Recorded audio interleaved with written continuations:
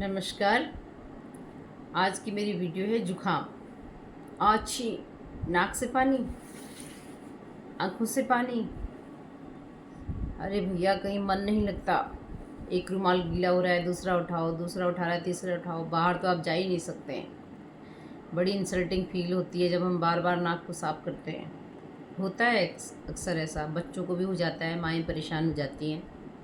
तो हमें क्या करना है?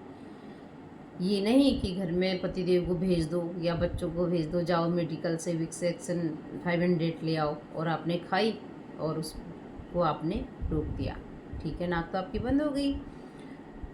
तो लेकिन जो बाहर पेट से गंदगी निकल रही थी ना, आपने उसे वहीं रोक दिया। अब जुखाम क्यों होता है, हम इसके कारण को जाने। जुखाम इसलिए होता है जब ऋतु परिवर्तन होता है, तो जिसका पेट साफ नहीं रहता।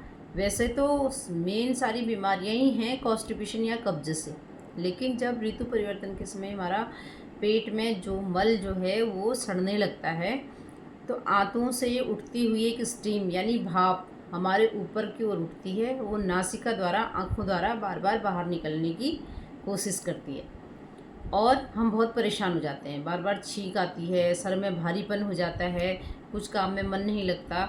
तो हम तुरंत गोली मंगाते हैं, खाते हैं और उसे रोक देते हैं। नहीं, ऐसा आपको नहीं करना है। जो निकल रहा है उसे निकलने दीजिए, क्योंकि वो विजातीय द्रव्य है, अर्थात उसका कोई काम नहीं शरीर में। इसीलिए ईश्वर ने इस शरीर को ऐसे बनाया है, जो चीज़ हमारी ज़रूरत की नहीं है उसे वो बाहर की ओर धकेल देती है।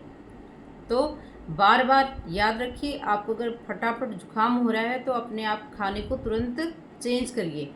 लाइट फूड लीजिए, सुपाच्य भोजन जिसको कहते हैं, सब्जियों का सूप पीजिए। तो जुकाम में आपको क्या प्रिकॉशन रखनी है? नंबर 1, गर्म पानी पीना है। नंबर 2, हल्का भोजन लेना है। नंबर 3, सब्जियों का सूप पीना है। नंबर 4, तुलसा के पत्तों की या काली मिर्च डालकर आपको काली चाय पीनी है। दूध वाली चाय बंद कर दें आप फिलहाल के लिए। अब आइए मेन मुद्दे पे। एक काढ़ा मैं आपको बताती हूँ।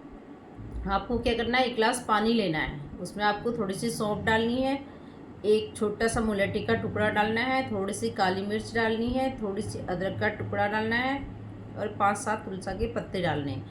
आप उस पानी को इतना उबालिए कि वो आधा रह जाए। आधा रह जाने पर उसमें गुड़ या शक्कर मिला दीजिए और उसे छान के सोते समय पिला दीजिए। तो उसको खूब पसीना निकलेगा और आप देखिए उसका जुकाम आधा रह जाएगा। और साथ साथ एक चीज़ और कर दीजिए, आप उसको गर्म पानी की एक बाल्टी दे दीजिए जिसमें वो अपने घुटने तक के पैर डिप करके रखेगा, जितना वो सहन कर सकता है। और उसके बाद उसे वो काढ़ा पिलाइए और सुला दीजिए। आधा जुकाम तो उसका यूं ही सही हो जाएगा। ठीक है। और दूसरे दिन या पहले ही दिन भी आपको स्टीम भी लेनी है।